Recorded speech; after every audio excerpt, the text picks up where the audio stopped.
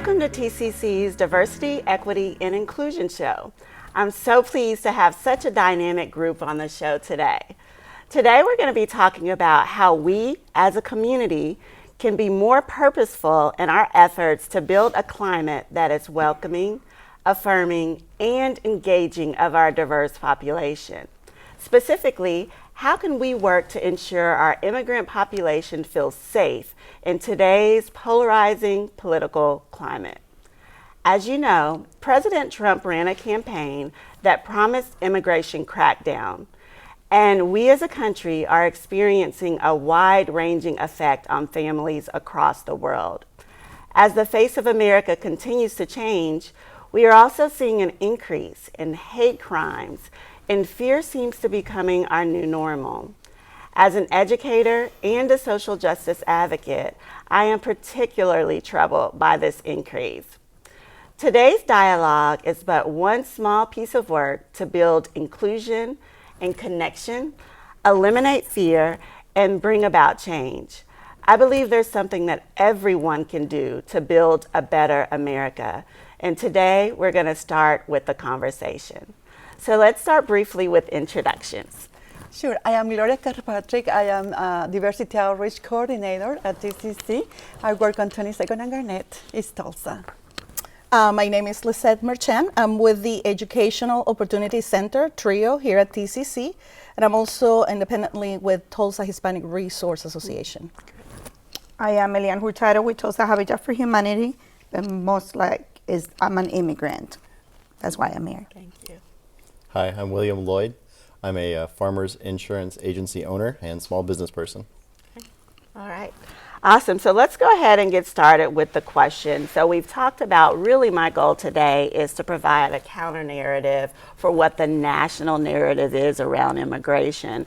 So I want to just jump right in and let's start with this fear that I am seeing and experiencing around the country. And so before we talk about the story of immigration and really have some personal stories here, let's really kind of unpack this notion of fear of immigration. What are we so afraid of when it comes to immigration? I would say injustice, is not fair for everyone. So the fear is not to be, not secure by the law because it's not fair for everyone. I will say that that's mostly what I feel when they talk about immigration. So tell me a little more about that when you say it's not fair for everyone. What are you?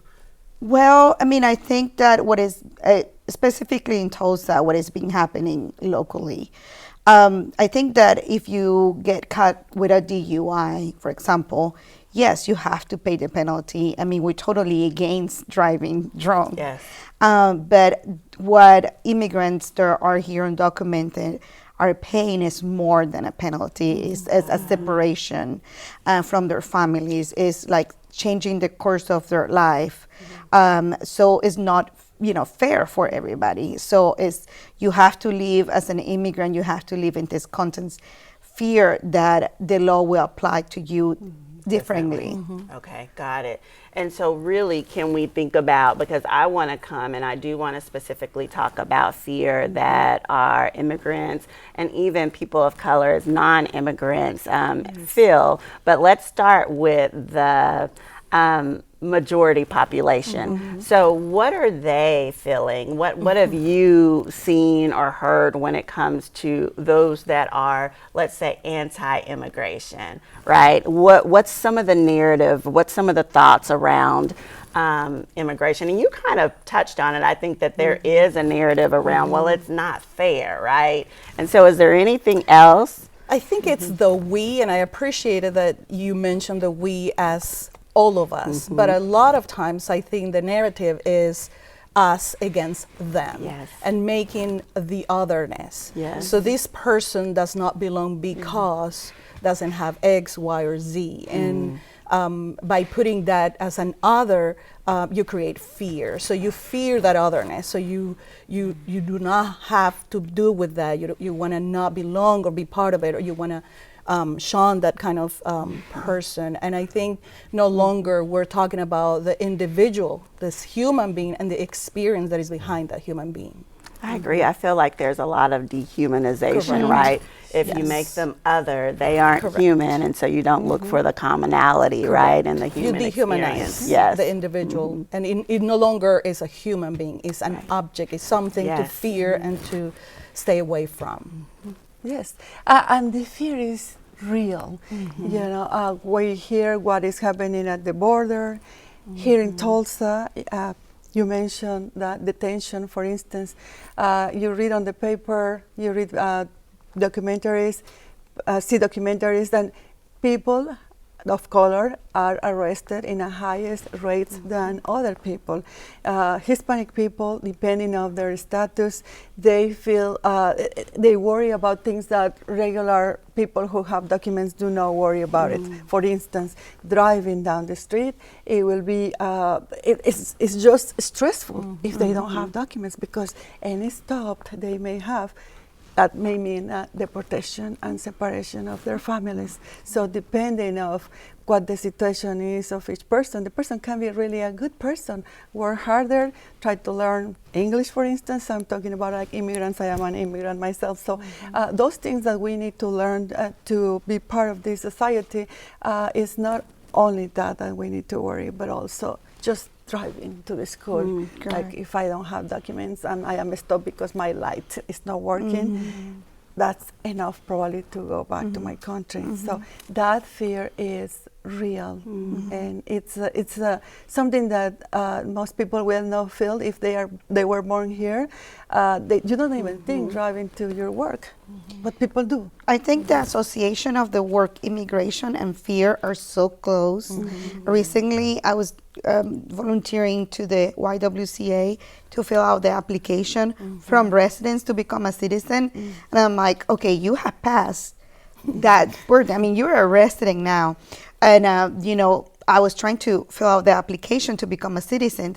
And when I asked this lady question, she's like, but should I mean, is that okay for me to say that I have a, you know, that I run a red light? And I'm like, yes, I mean, you're a resident. This is not going to stop you to become a citizen. And she's like, but I'm afraid I'm not going to become and I'm like, a red light is fine, but is that even when you pass that burden of, okay, you're now here legally, is the association of the word immigration with fear. You're always with this like uncertainty that what can happen to you, that you're going to be sent back home for any minor thing. I appreciate that point of saying, even if you're documented, it doesn't mean that that fear is absent, right?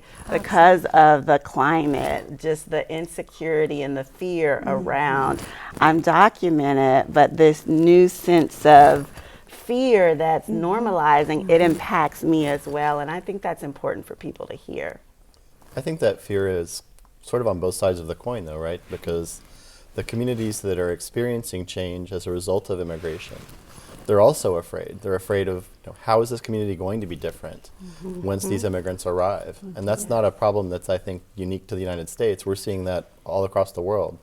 Our neighbors in France and Germany, for example, are experiencing the same sorts of thing as they receive a lot of immigration from Northern Africa into their countries, right? So any community that's impacted by change, you know, they're not really sure what the result of that ultimately is going to be. You know, there's this idea that things were great before the immigrants arrived. And it's very easy to ascribe to the coming of the immigrants or the arrival of the immigrants the negativity, the negative sides or impacts of that change.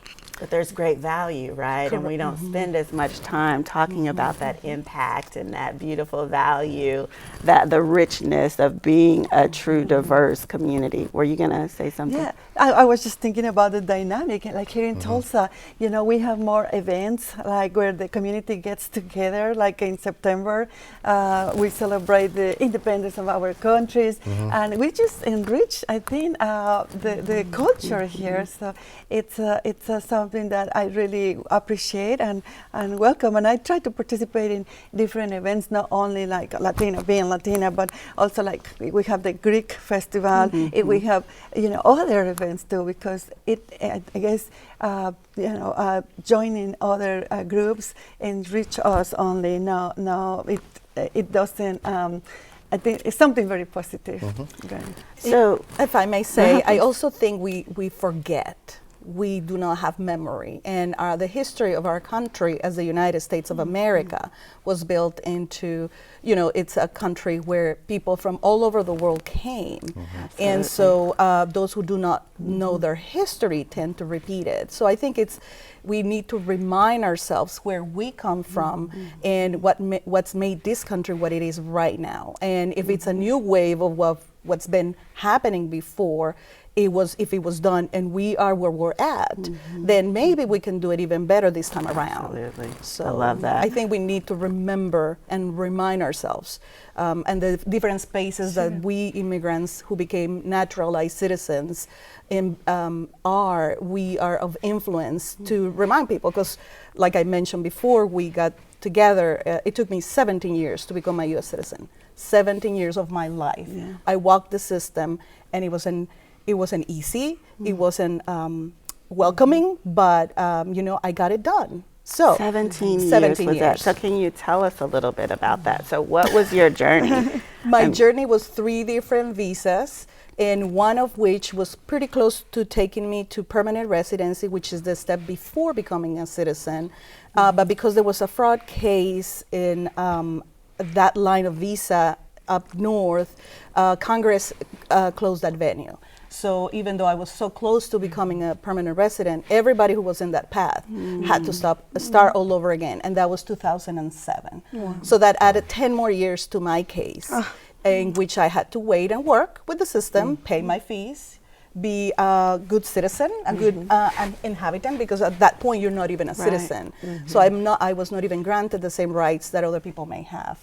But finally, and with a lot of people who didn't know my condition but were allies and learn about it, rally for me, and I was able to accomplish it in 2016. Wow. Congratulations. Wow. Thank you. Congratulations. Sometimes it's easy to say, people need to come here legally. That's the majority sometimes of comments I hear. If you have an idea how difficult it is to come here, even as a visitor, you have to show that you are kind of rich person to get a visa. You have to pay the fees, and you have to provide all sort of documents to come to this country, and it's a challenge. My mom, when I was here, I just got here like 94, and I wanted to invite her to visit this country, the city where I was living at. It took 3 times for my mom to get the visa. All she wanted to do was to visit me, but she was denied. And she paid almost $200, every time, and provided all sort of documents. So coming here, following all the procedures is a challenge, basically. Just like the challenge you had. Real quick, I think you brought a really good point about how that's difficult, and people when they want to come as for to visit families or even just come for vacation, but there's also the migration from people who choose not to leave where they're at, but they have to because the conditions in their countries it's unlivable anymore. Their lives are at risk, whether they're persecuted because of their faith or their race or their sexual orientation or gender identity, or just the fact that there's no ways for them to survive because there's not economical means for them to survive. So there's many layers for the immigration, and I think we need to get engaged of what are the ways that we can inform ourselves and then make better decisions as to how we can be less fearful of it. Yes. So you also talked about your journey. Well, you mentioned that you are here because you're an immigrant. So could you? Well, I came 23 years ago to learn English,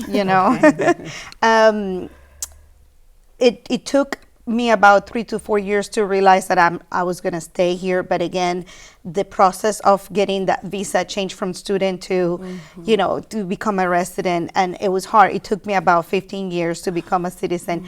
But well, this is home right now to me after 23 years. I've been living here longer than what I live in my country back home in Venezuela. But again, you have the stereotype that you're an immigrant. That will never goes away. That's just part of you.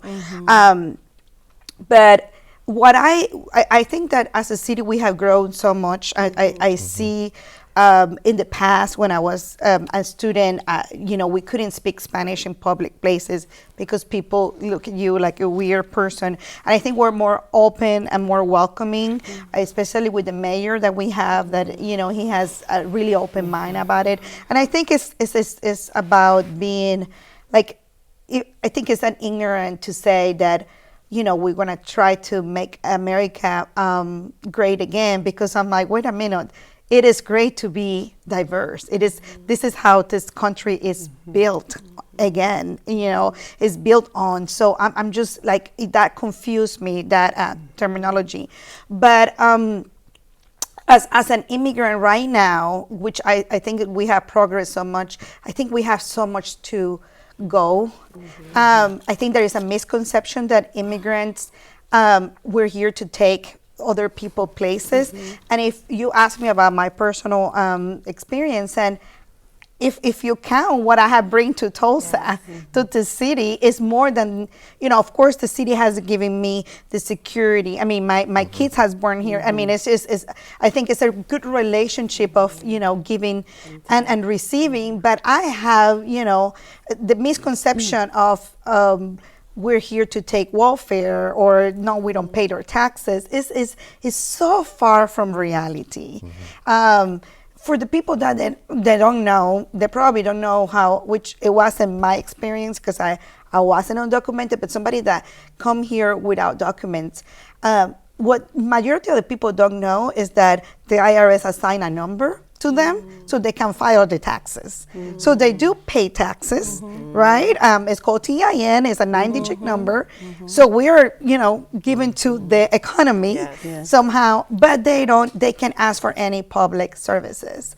So they cannot apply for any, welfare or food stamps or anything like that. Financial aid at school. For education, So what is the misconception that they come here just to, I don't know, we take, and it's not really like that. I think it's a mix of, like I said, a good relationship between, okay, I'm here, you gave me a safe place to live, my kids are gonna be raised in a good school and they're gonna have good education, but I'm giving too. So I go back to that unfairness. It is very unfair how the system stereotype, I think it's a label that we have on the forehead of, an immigrant, a church is here to take advantage of us, when it's actually quite the opposite. So my journey, just to finish your question, it has been quite a journey, but now that I'm here, I think it's everybody's responsibility that have gone that far to help the people behind us. I mean, it's just, that is my passion, that is where we need to, because we need to make them feel welcome and safe in an unsafe environment.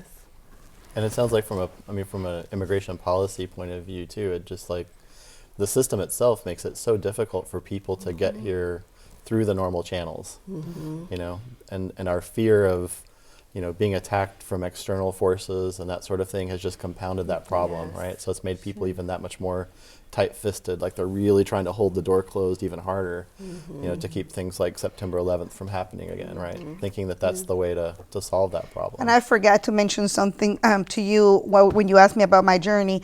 I think this is a great country. This is the country of opportunities. This is where you can really make your American dream. When I came here, back home, I had, somebody at home to watch my clothes and to cook for me and to clean for me. When I came here, I didn't tell my mom because I thought she was gonna die. But I mean, the only job I can find was literally cleaning and ironing. And I'm like, I had never ironed a shirt in my life. So I cleaned many toilets before I, being in this situation right now. But this is where you can make it happen. You have to have the right,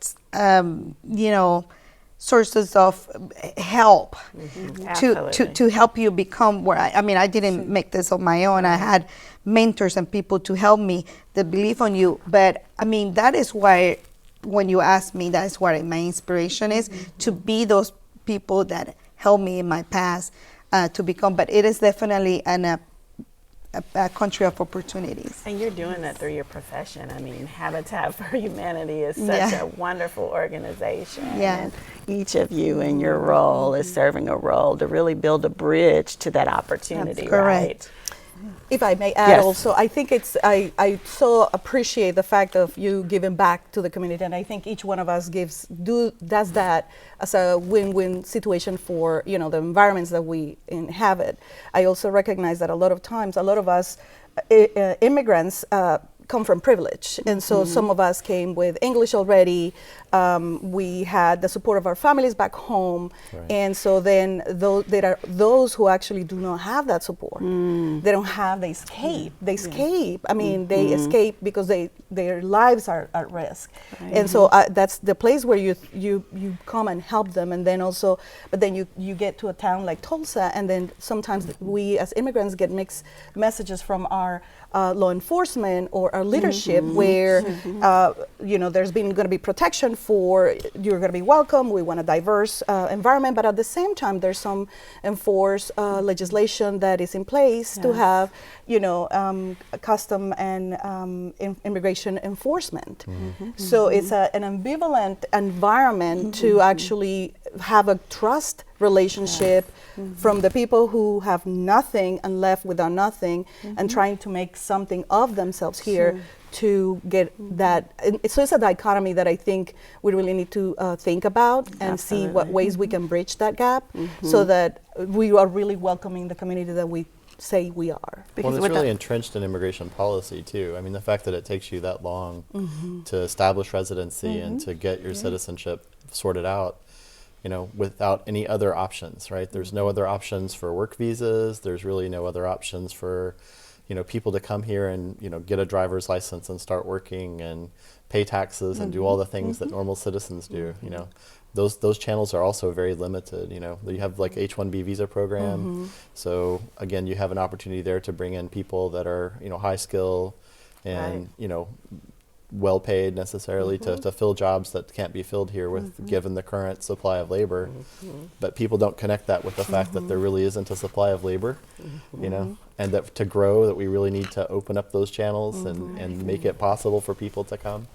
So William, I think you also have a really critical perspective. You shared that you really kind of had a front row seat as well to becoming an American citizen. So can you talk just from your perspective and your lens and your lived experience, what you've learned from, and maybe what you can share to really help build this inclusive environment? Well, so I'm married to Tina Pena, and she's a Spanish Rock professor star. here. At UC. So she was already a citizen when she and I got married. So I wasn't exactly, I wasn't there at the formation of her citizenship. But it was I did get to see her mom and her dad become citizens, and that process was very long and very expensive and took quite a while. But she came here as a result of trying to escape political conflict in Peru and in her home country, and came at a time when people were being killed in the streets through bombings and acts of terrorism. Some of what we've seen, like here in the States now, we've gotten to experience that recently.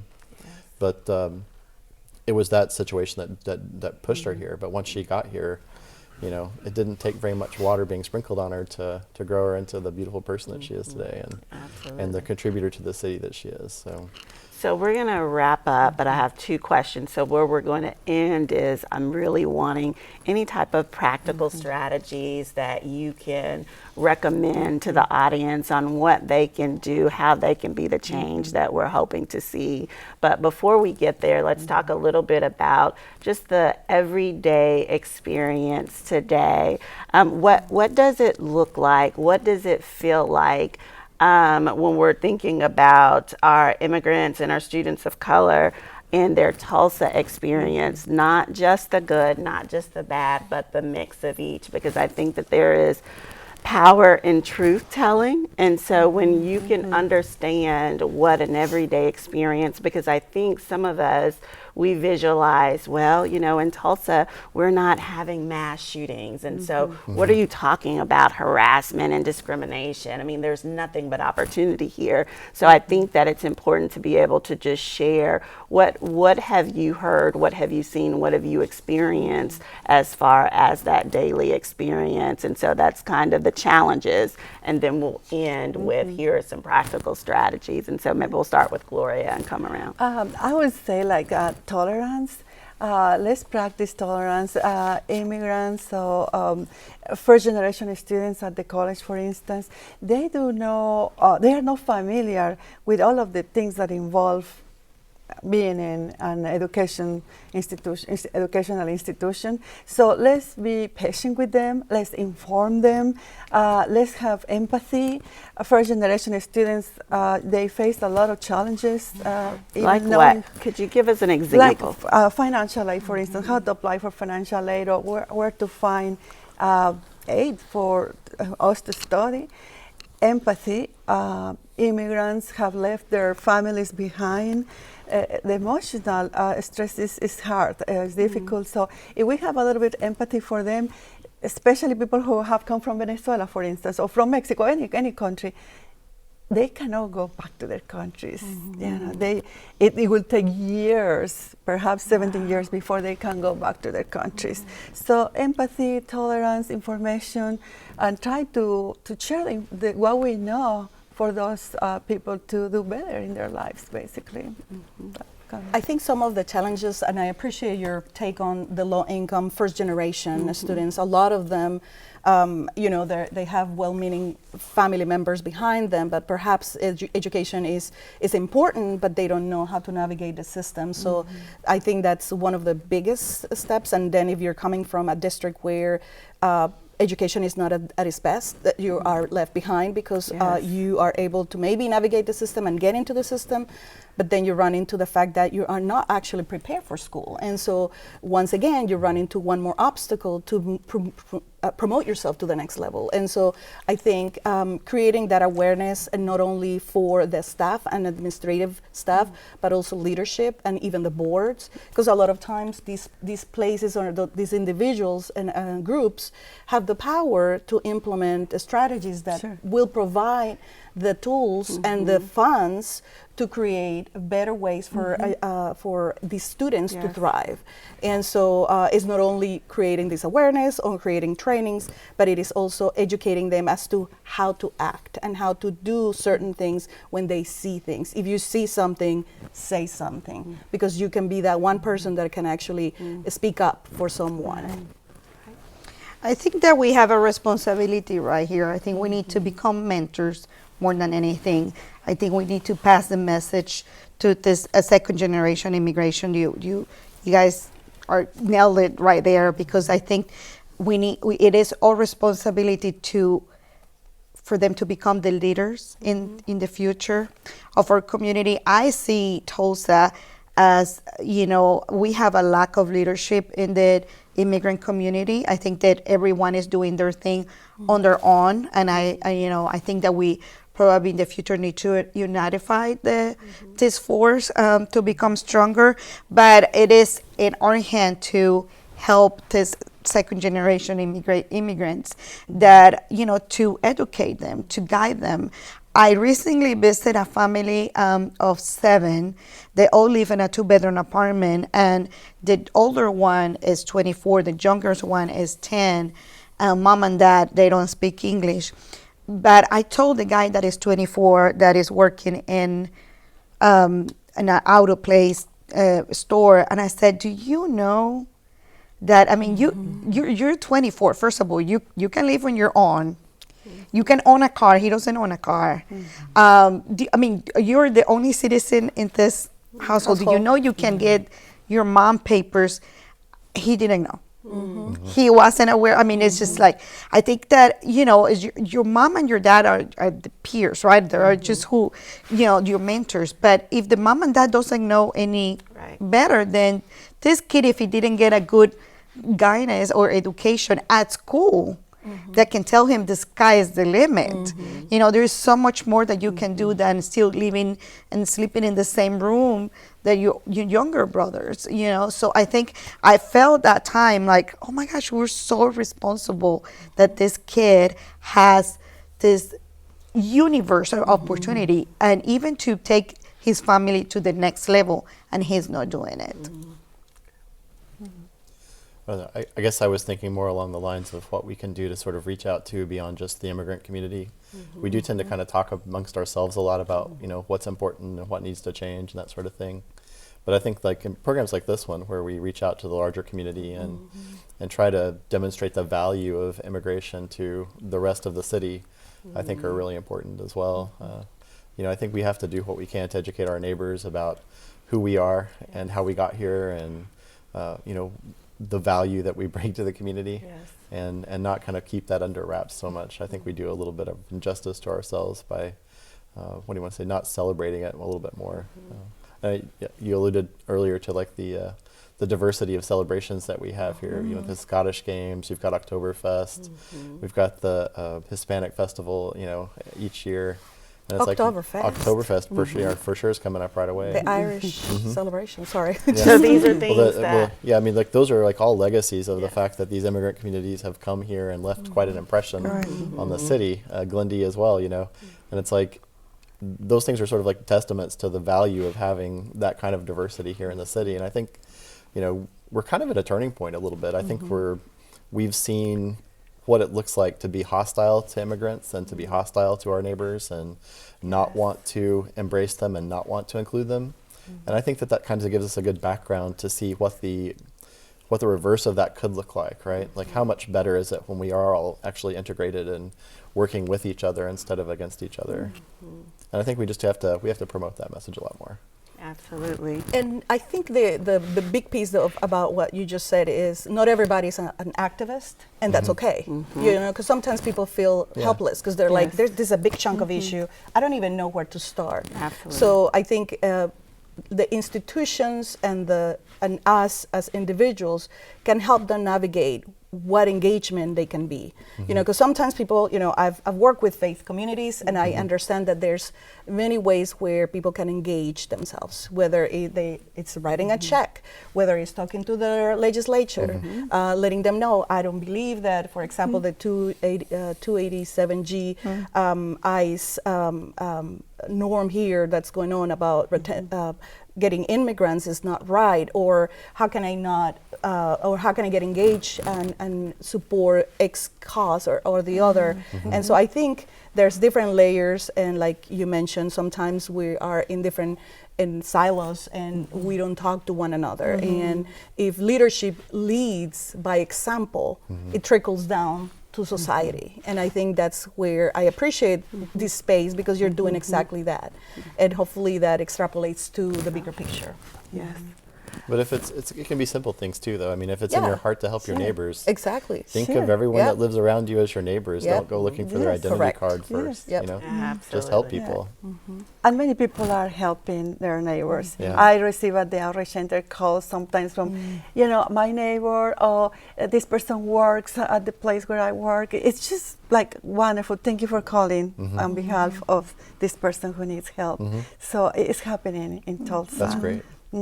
So it's happening. That's a great way to end. And I just challenge everyone watching to really get to know your neighbor. It's as simple as learning their story, knowing their story, sharing your story, finding the common ground. And we know that through relationships, as Margaret Mead said, it only takes a small community of thoughtful people to change the world. And that's what we're doing today.